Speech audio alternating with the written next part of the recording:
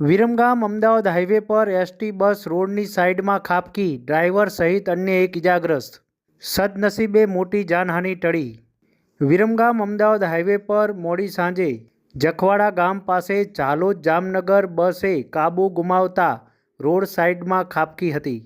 ST બસમાં 40થી વધુ લોકો મુસાફરો સવાર હતા. સદનસીબે મોટી જાનહાનિ ટળી હતી.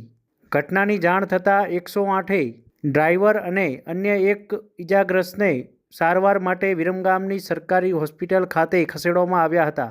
એસટી બસના ડ્રાઈવરને ચક્કર આવતા બસ ધીમી પાડતા બસ રોડ સાઈડમાં ખાબતી હતી અને સદનસીબે મોટી જાનહાનિ ટળી હતી.